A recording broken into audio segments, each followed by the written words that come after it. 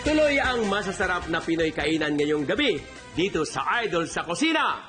At kapag Pinoy food ang pinag-uusapan, hindi mawawala sa listahan ang adobo. Tama, Chef. In fact, kailan lang napanood natin sa ang pinaka yung listahan ng mga paboritong adobo ng mga Pilipino. Mismo. Kaya po kami ginanahan na magluto ng isa sa mga napasama sa listahan na yan, ang humba ng Visayas. Tama, ang humba nga ay ang Visayan way of cooking adobo at kilala talaga ng humba na ihahanda tuwing may okasyon pero hindi naman kailangang may okasyon para maghumba tayo. Tama, Chef. Alam nyo, napakadali lang ihanda nito. Ang ingredients available sa palengke o sa grocery.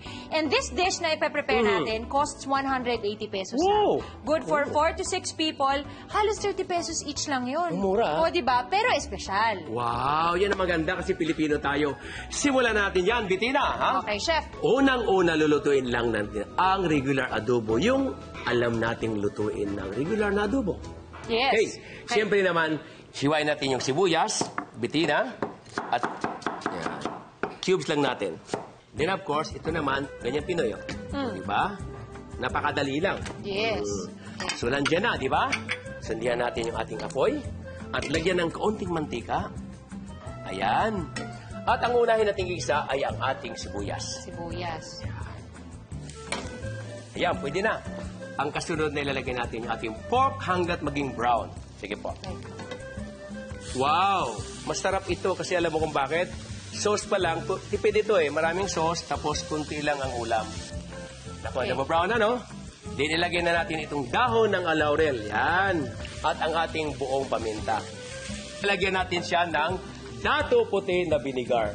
Yan. Suka. Suka. Dato puti. Nice. Mga half cup. O, di ba? Nice. Dinisimmer lang natin ng mga ilang sandali. Tama, Chef. Dahil ang suka dapat niluluto muna, hindi ba? Yes. So, ipapasimmer muna natin Tama. yan. Trivia, Chef, ha? Yung term ng adobo of Spanish origin yan, it means adobar or to marinade. Pero itong paraan ng pagluluto ng adobo sa suka, talagang nagmula sa mga Pinoyan. Ito ay para mas ma-preserve nila yung meat na niluluto natin. Tama, Chef. Ilalagay na natin itong pineapple juice. Ito. Nice. Kung wala kayong pineapple juice, pwede rin siyempre yung usual na kalamansi at clear soda. Tama. Pwede po yun. Oo nga, Chef. Wow. Oy, mukhang malambot na yung ating pork, ha? Ayan. Oo. Okay. At ngayon naman, ilagay natin ang dato puti soy sauce. Yummy. Yan, 1/4 cup lang. Yan. Yan. Oh, Chef, ilagay na rin po natin itong banana blossom. Yes. Okay. Ilagay na rin natin ito. Nakababad sa tubig para medyo... Malambot-lambot. hindi dry. Ilagay na natin dyan. I-simmer natin hanggat sa lumambot ulit. Dapat sa karne mo. Ayan, Naku! Bets, oh. Brown na mamula-mula, Malambot kulay, na, ha? Chef. Oo. Oo. Ilagay na natin itong ating tausi. Yes. Yan. Sarap. Last natin ilagay ang asukal na pula. Ito nga, kumuha ka ng kutsarita. Sige nga.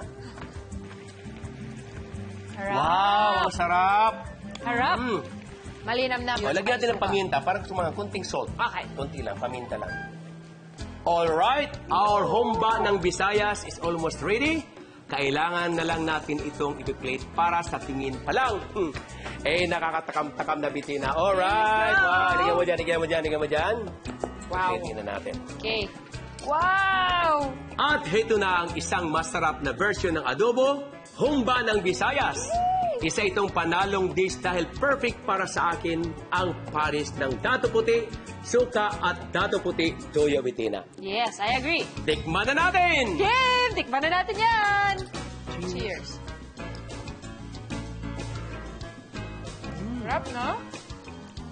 Tamang-tama yung asim, saltiness, ando doon. Yes. Yung medyo matamis-tamis ng konti. Yes. At saka ito gusto ko ipakita, Chef. So talagang nasip-sip niya yung suka, yung toyo, malambot.